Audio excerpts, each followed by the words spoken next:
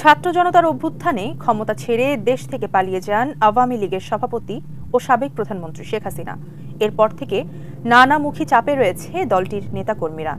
অনেকেই হামলা মামলার ভয়ে গা ঢাকা দিয়েছেন, দেশ ছেড়েও পালিয়েছেন কেউ কেউ।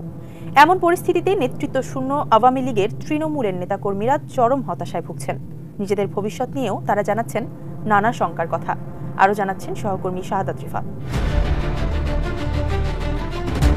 চলতি বছরের 23 জুন ঘটা করে দলের 75তম বর্ষপূর্তি পালন করেছিল আওয়ামী লীগ। সেদিন ঢাকার সোহরাওয়ার্দী উদ্যানে আয়োজিত সমাবেশে নেতাকর্মীর উপস্থিতি ছিল কানায় কানায় পূর্ণ। অথচ মাত্র 2 মাসের ব্যবধানে পরিস্থিতি এখন পুরোপুরি উল্টো। গত 5ই আগস্ট গণ আন্দোলনের মুখে পদত্যাগ করে ভারতে পালিয়ে যান আওয়ামী লীগ সভাপতি শেখ হাসিনা।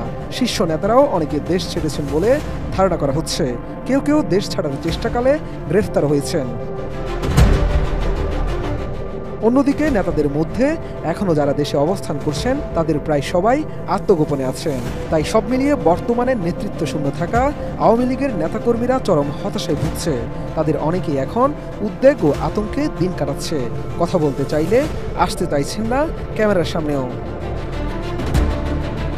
নাম প্রকাশ না করার শর্তে আওয়ামী লীগের জেলা পর্যায়ের একজন নেতা বলেন, তাদের দলের এখন দিশেহারা বিপর্যস্ত অবস্থা হয়ে গেছে।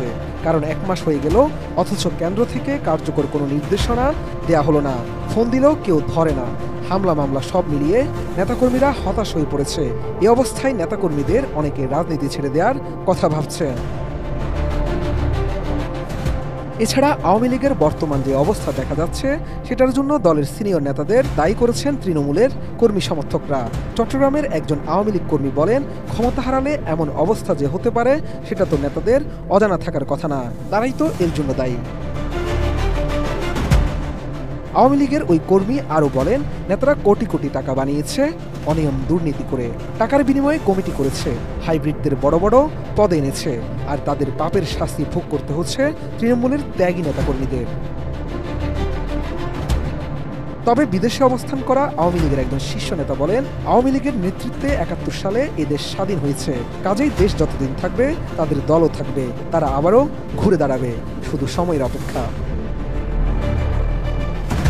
এদিকে হামলা মামলার ভয়ে নিজেরা গা ঢাকা দিলেও আওয়ামী লীগ নেতাকর্মীদের বেশিরভাগের পরিবার পরিজন তাদের এলাকাতেই রয়েছেন। তবে আয় রোজগার না থাকায় সংসার চালাতে গিয়ে অনেকের স্ত্রী সন্তানরা পড়েছেন বিপাকে। পালিয়ে ঢাকায় আশ্রয় নেয়া আওয়ামী লীগের একাধিক কর্মী বলেন, তারা নিজেরাই তো পালিয়ে বেড়াচ্ছেন, কাজ করবেন কি করে? আর আয় না থাকলে সংসারের কি অবস্থা হয় তা তো বুঝতেই পারছেন সবাই। এর আগে গত 24 জুলাই সংবাদ সম্মেলনে সাবেক প্রধানমন্ত্রী শেখ হাসিনা বলেছিলেন, শেখ হাসিনা পালিয়ে গেছে, শেখ হাসিনা নাই, শেখ হাসিনা চলে গেছে, শেখ হাসিনা পালায় না। অথচ এই ঘটনার ঠিক 10 দিন পরে লাখ লাখ মানুষ রাজপথে নেমে আসার পর গত 5 আগস্ট দুপুরে আওয়ামী লীগ সভাপতি হেলিকপ্টারে করে ভারতে পালিয়ে যান, যা এখনও মানতে পারছেন না দলটির নেতাকর্মীরা।